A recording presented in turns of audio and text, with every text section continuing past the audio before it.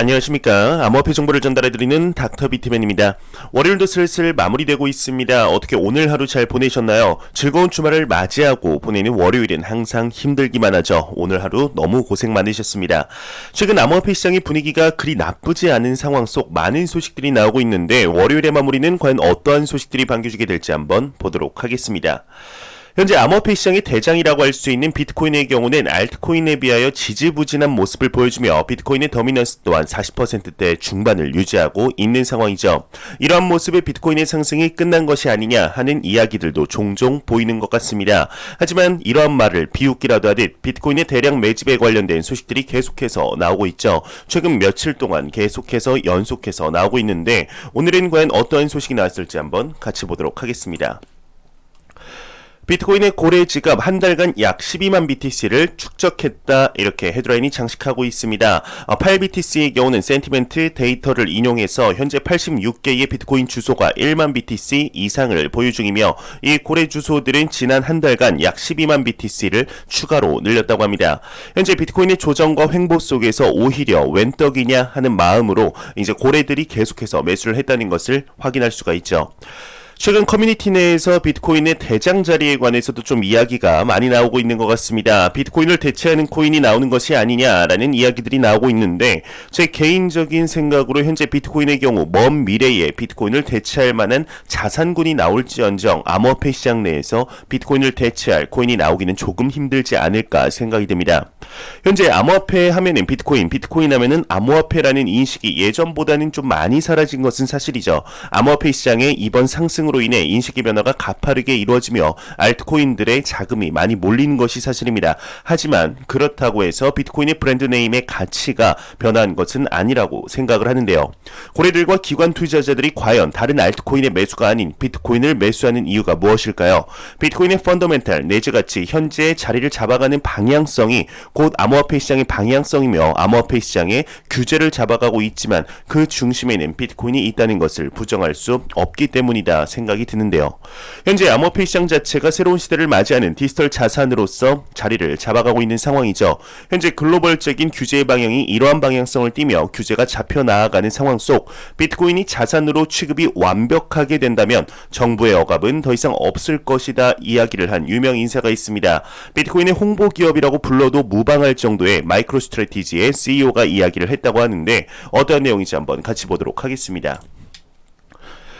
마이크로스트래티지 CEO는 BTC 자산으로 취급되면 정부 억압이 없을 것이다 이야기를 했다고 합니다. 마이크로스트래티지의 CEO 마이클 세일러의 경우는 비트코인이 화폐가 아닌 자산으로 취급된다면 정부와 중앙은행은 더 이상 간섭하고 억압하고 제거하려 들지 않을 것이다 이야기를 했다고 합니다. 그러면서 그는 크립토 시장은 크립토 자산과 크립토 응용 서비스로 분류되어야 한다. 비트코인은 크립토 자산의 리더이며 이더리움은 크립토 응용 서비스의 리더이다 이야기를 하며 추가적으로 어떤 자산도 비트코인과 비교할 수 없다. 이더리움은 완전히 다른 유형의 것이다. 이야기를 덧붙였다고 하네요. 현재 비트코인, 이더리움, 리플 이 세 가지를 암호화폐 시장의 3대장이라고 지금 부르고 있습니다. 물론 리플이 현재 시가총액 측면 3위에서 밀려난 상태이지만 이를 부정하시는 투자자분들은 없으실 것이라 생각이 드는데 각자 현재 나아가는 방향이 많이 다른 것이 사실이죠. 비트코인은 새로운 시대를 맞이하며 전통적인 안전자산이었던 금의 지위를 노리는 디지털 금으로서 이더리움의 경우는 이더리움 블록체인과 스마트 컨트랙트를 기반으로 디파이 시장 그리고 NFT 시장 등을 움직이는 플랫폼 생태계로서 리플의 경우는 송금, 브리치코인으로서 각자의 자리를 잡아가고 있는 상황입니다. 물론 이에 최근 도지코인의 경우는 디지털 화폐로서 자리를 잡아가고 있다 이야기들이 많이 나오고 있는 상황인데 암호화폐 시장에 오래 계셨던 분들이라면 예전 암호화폐 시장의 목표를 아시리라 생각이 듭니다. 각각의 코인이 각자의 이제 목적에 맞게 성과를 내며 비트코인이 오르면 다른 코인이 오르고 비트코인이 내리면 다른 코인이 또한 내리는 움직임이 아닌 각각의 목적에 맞게 움직이는 상황이 오게 되면 암호화폐 시장이 건강해진다는 증거가 아닐까에 대한 이야기를 많이 했었는데요. 현재의 모습들을 볼 때 비트코인의 시장 지배력이죠. 도미넌스가 점점 낮아지며 그러한 시장으로 변모가 되지 않을까 생각이 듭니다. 과연 앞으로의 암호화폐 시장이 어떠한 방향으로 성장하게 될지 한번 같이 지켜보도록 하겠습니다. 개인적으로 이번 연도 암호화폐 시장에 가장 큰 빅 이벤트가 있습니다. 바로 미 SEC의 비트코인 ETF 승인 소식인데요. 가장 먼저 비트코인 ETF의 가능 불가능 여부가 판단될 발음이 안 되네요. 다시 들어가겠습니다. 판단될 기업이 바네크사였죠. 계획대로라면은 5월 중에 판단이 될 계획이었지만 아쉽게도 6월달로 밀렸습니다. 하지만 이에 굴하지 않고 호주의 비트코인 ETF를 추가적으로 신청하며 이번 연도 꼭 승인하겠다는 강한 의지를 보여주고 있는 와중 바네크사에서 추가적인 소식이 나왔습니다. 이제는 비트코인이 아닌 이더리움 ETF까지 신청을 했다고 하는데 이더리움 ETF의 경우는 캐나다에서는 이미 4개가 승인이 되었지만 미국에서는 처음이라고 합니다. 내용 한번 같이 보도록 하겠습니다. 바네크사 미국 최초 이더리움 ETF를 신청했다고 합니다. 미국 자산 운용사 바네크사의 경우는 미국에서 첫 암호화폐 이더리움 ETF의 신청서가 SEC에 제출이 되었다고 합니다. 상장이 된다면 CBOE 시카고 옵션 거래소에 상장이 된다고 하는데 밑에 내용은 그리 중요하지 않아서 이제 넘어가도록 하겠습니다. 최근 암호화폐 시장에 매일같이 ETF에 관한 내용들이 나오고 있습니다. 비트코인 ETF를 시작으로 이제는 이더리움, 시간이 지남에 따라 알트코인의 ETF 또한 나올 가능성이 높다고 생각이 드는데 얼마 전 그레이스케일의 CEO의 경우는 본인들의 GBTC는 승인을 하면서 비트코인 ETF를 승인하지 않는 것은 형평성에 어긋난다 이야기를 하며 비트코인 ETF 승인에 힘을 불어넣는 발언을 했었습니다. 최근 암호화폐 시장의 분위기가 참 심상치 않아지는 것 같습니다. 특히 미 SEC의 새로운 위원장 게리 겐슬러의 취임 이후 미국 내에서의 암호화폐 시장에 대한 기조가 긍정적으로 바뀌고 있는 중인데요. ETF의 승인 직후 가파르게 큰 프레임워크나 규제의 방향성이 정해지게 되지 않을까 생각이 듭니다. 항상 말씀드리지만 현재 암호화폐 시장의 경우는 초기 시장이며 지금 투자하고 계신 여러분들과 저는 초기 투자자라는 것을 잊지 않으셨으면 좋겠습니다. 절대로 가격의 변동성에 일희일비하지 마시고 암호화폐 시장의 장기적인 펀더멘탈을 꾸준히 확인하며 시장과 함께 성장하는 투자를 하시길 진심으로 바라보겠습니다. 우리의 인생이 몇 없는 기회 속에 들어왔다는 사실 절대로 잊지 마시기 바랍니다. 매일같이 나오는 리플 XRP에 관한 소식이 오늘도 또한 나왔습니다. 하루라도 안 나오면 섭섭할 지경인 리플 XRP이죠. 최근 미 SEC와의 진흙탕 싸움이 지속이 되며 쓸데없는 소모전만 계속하는 가운데 리플사의 CEO 빵형이 인터뷰를 했다고 합니다. 최근 이러한 이야기 많이 들으셨을 텐데요. 2017년 말의 암호화폐 상승장과 2020년 말부터 시작된 암호화폐 시장의 상승에는 많은 차이가 있다라는 이야기는 상당히 많이 나왔었죠. 기관 투자자들의 진입부터 인식의 변화 등 많은 이야기를 들으셨을 거라 생각이 듭니다. 이에 대해서 리플의 CEO 빵형이 이야기를 했다고 합니다. 내용 중 현재 진행 중인 SEC 관련 소송 관련한 내용도 있습니다. 과연 어떠한 내용인지 어떠한 이야기를 했을지 같이 한번 보도록 하겠습니다. 네, 리플의 CEO가 답했다. 코인 광풍 3년 전과 지금의 차이는 과연 무엇일까? 이렇게 이야기를 하고 있습니다. 위에 나오는 내용들이 한국인의 애증의 코인이다, 리또 속이다 이야기하면서 리플사와 XRP에 관해 설명을 하고 있죠. 우리가 궁금한 건 이런 내용이 아닙니다. 넘어가서 밑에 인터뷰 내용 한번 보도록 하겠습니다. 네, 밑으로 내려가면은 빵형과의 일답이라는 이야기가 나오고 있습니다. 인터뷰 진행자가 먼저 질문을 했습니다. 2017년 이어 또 한 번 암호화폐가 투자자들의 큰 관심을 끌고 있다. 3년 사이 암호화폐 세상은 제도적, 기술적으로 어떤 차이가 있는가라는 질문에 빵형의 경우는 굉장히 중요한 질문이다. 블록체인 세계는 2017년부터 많은 게 달라졌다. 가장 중요한 건 제도적 측면에서 관심이 상당히 커졌다. 2017년에는 개인 투자자들, 이번에는 정부와 기관들이 시장에 들어왔다 이야기를 하며 이것이 이번 암호화폐 시장의 가장 중요한 변화이다 이야기를 했다고 합니다. 대부분의 사람들이 현재 상승장이 17년도와의 차이로 인식하는 것과 동일한 내용이죠. 이 다음 질문 한번 보도록 하겠습니다. 21년 이후와 이번 상승 랠리 이후 다음 단계는 무엇이 될까라는 질문에 빵형의 경우는 이번 랠리의 가장 중요한 두 가지 포인트가 있다고 합니다. 하나는 기관 투자자의 진입. 기관이 암호화폐 시장을 디지털 자산으로 보기 시작한 게 중요하다. 다른 하나는 21년 랠리 이후 기술적인 측면이 더욱 중요해질 것이다. 이 광풍을 넘어 기술이 효용을 만들어내지 못하면 위험해질 수 있다. 하지만 앞으로 많은 기술적 효용을 만들어낼 것으로 본다. 디파이와 같은 기술이 예시다. 이야기를 하고 있습니다. 맞죠? 리플의 CEO 빵형이 맞는 말만 하는 것 같습니다. XRP의 가격이 지지부진하긴 하지만 그래도 암호화폐 시장을 정확히 보고 있다는 생각이 듭니다.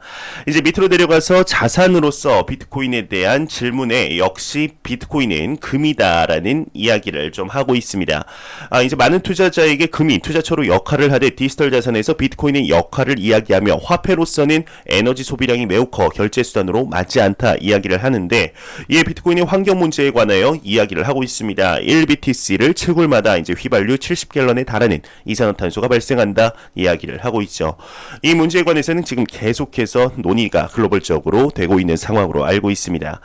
그리고 밑으로 내려가다 보면은 현재 미 SEC와의 이제 그 진흙탕 싸움에 관해서도 이야기를 하고 있습니다. SEC는 왜 이제 XRP를 증권으로 보고 공격하는가라는 질문에 나도 모르겠다. 우리는 최근 SEC의 리플과 달리 이더리움과 비트코인은 증권이 아니라는 결론을 도출한 과정에 대한 정보를 요청했지만 여전히 받아보지 못했다.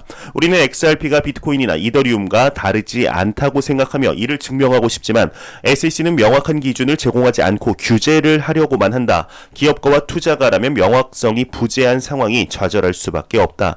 SEC의 이러한 행보는 영국, 일본, 싱가포르와 같은 나라에 매우 뒤처진 행태라고 생각한다. 미국만 유일하게 XRP를 증권으로 본다 이야기를 했다고 합니다. 네, 이야기를 보았을 때 진심으로 답답해하는 것이 보이는 것 같습니다. SEC의 이런 행보가 참 답답한 건 사실입니다. 명확한 규정을 내놓으면 좋은데 체계가 정해지지 않은 마구잡이식 규제에 본인들도 혼란해하는 것이 아닐까 하는 합리적인 의심이 드네요. 이 밑으로 보자면은 이제 추가적으로 SEC 소송으로 올해 XRP의 가치가 롤러코스터를 탔다. 이러한 부분에서 제도권에 암호화폐가 편입되기에 이제 위험성으로 느껴지는데 어떠한 노력을 하고 있느냐라는 질문에 미국에서 SEC가 소송을 시작한 이래 전 세계적으로 150억 달러에 달하는 XRP가 사라졌다. 그들이 엄청난 양의 가치를 파괴해버린 것이다. SEC의 공격 이후 많은 XRP 거래가 미국 밖에서 이루어지고 있다. 우리가 볼 때 시장이 SEC의 리플에 대한 일련의 소송들이 문제가 있다는 것을 느끼는 것으로 보인다. 전 SEC 위원장의 경우는 SEC가 완전히 틀렸다 말하기도 했으며 암호화폐 시장과 핀테크의 위협을 가하고 있다고 생각을 한다.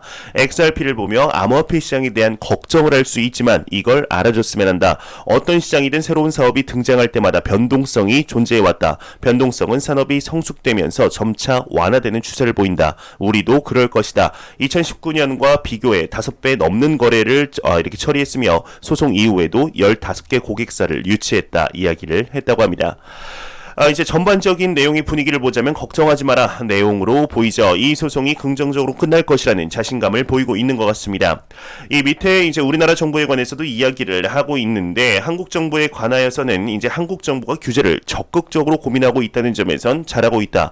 과도한 투기에 대한 억제책을 이야기하고 있지만 대체적으로 적절한 방법을 규제하도록 노력하고 있다고 생각한다. 다만 규제를 만들어 나가는 과정에서 기술적인 장려와 소비자 보호 사이에서 균형을 찾아야 한다 생각을 하며 다른 정부를 보자면 투기를 염려하더라도 이제 블록체인 기술이 국민에 도움이 되도록 사용하게 하고 있다 이야기를 했다고 합니다. 최대한 우리나라의 규제 방향에 관하여 좋게 이야기를 하려고 노력을 하고 있지만 미사여구 다 빼고 이제 하고 싶은 본질적인 이야기는 규제 적당히 해라. 네, 뭐 이런 이야기죠. 너무 투기로만 보지 말고 왜 기관 투자자들이 다른 정부들이 암호화폐 시장을 제도권 안으로 왜 들이려고 하는지 봐라. 이야기하고 싶은 걸 돌려서 말한 느낌이 상당히 강합니다.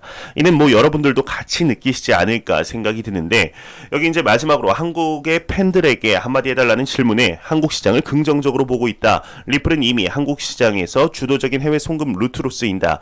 리플은 이제 한국 내 해외 송금 기업 센트비, 한패스, 와이어발리와 이제 파트너십을 체결했다. 한국 시장은 향후 5에서 10년을 본다면 더욱더 성장할 것으로 보고 한국 정부의 건설적인 규제 정책을 마련할 것으로 기대한다. 이야기를 했다고 합니다.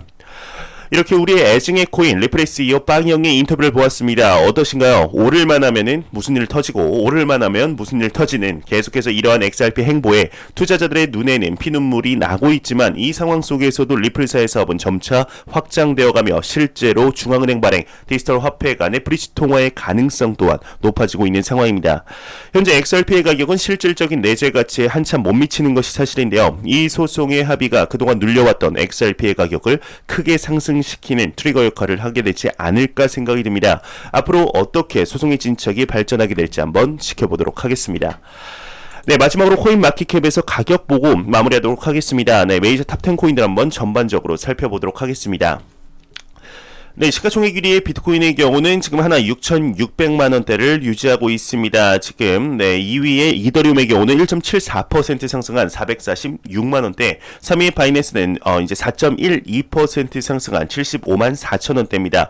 도지코인이 17% 하락했죠. 594원대, 카르다노 에이다가 7.4% 상승한 1951원대, 그리고 이제 테더가 1114원대, 환율이 조금 내려갔네요. 그리고 7위의 XRP, 리블 XRP가 0.47% 상승한 1753원대를 보여주고 있습니다.